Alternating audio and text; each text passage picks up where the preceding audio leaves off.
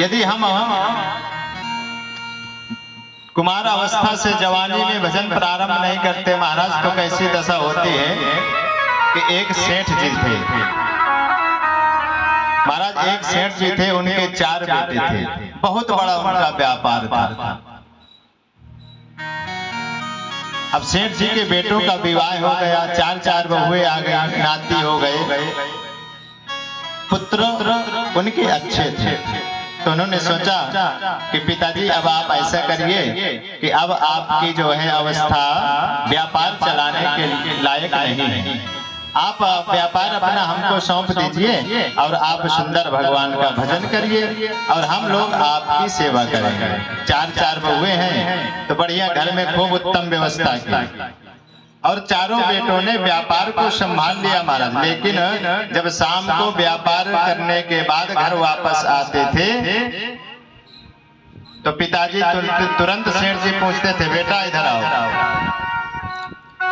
हिसाब बताओ आज क्या हुआ, कहां कहां तुमने इन्वेस्ट किया, कहां से तुमको फायदा हुआ। चारों बेटों ने बैठ करके विचार किया कि लगता है कि यदि पिताजी घर में रहेंगे तो इनसे भजन नहीं होगा। ऐसा करते हैं कि इनकी कृपा से कौन धन की कमी है और इनको जो है कहीं धाम में निवास दे देते हैं, बढ़िया तो सुंदर सा कमरा बनवाया। और वो कमरा कहाँ पे बनवाया? मणिकर्णिका घाट में।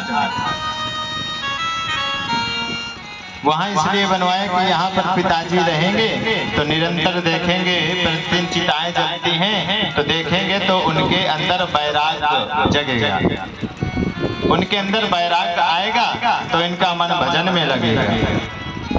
महाराज बनारस में अपने पिताजी को रख दिया, पिताजी के साथ एक नौकर रख दिया कि तुमको केवल पिताजी की सेवा करना है, भोजन आदि बना करके देना है और पिताजी से कह दिया कि पिताजी आपको केवल भजन करना। महाराज अब बनारस में उनके पिताजी रहने लगे।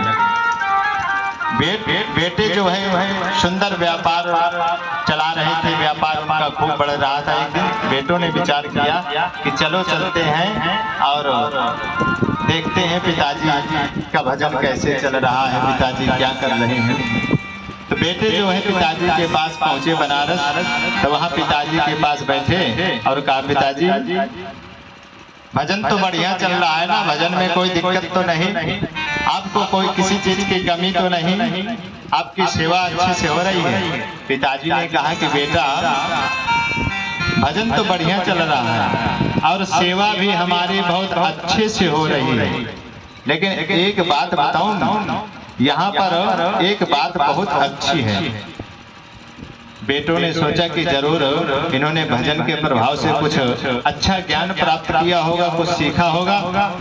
तो प्रसन्नता के साथ पूछते हैं, हाँ हाँ पिताजी बताइए। कहा कि बेटा यदि यहाँ पर लकड़ियों का व्यापार कर लिया जाए तो बहुत फायदा होगा, क्योंकि यहाँ इतनी चिताएं निरंतर जलती रहती हैं और यदि यहाँ लकड़ियों का व्यापार कर लिया जाए तो बहुत फायदा होगा। तो महाराज यही हाल होता है, यदि हम जवानी से भजन नहीं करते तो बुढ़ापे में भी जहाँ जाएंगे तो वहाँ भी व्यापार के लिए ही सोचेंगे। बेटों ने माथा ठोका कि हमने जिस कारण से इनको यहाँ रखा और यहाँ भी इनको व्यापार ही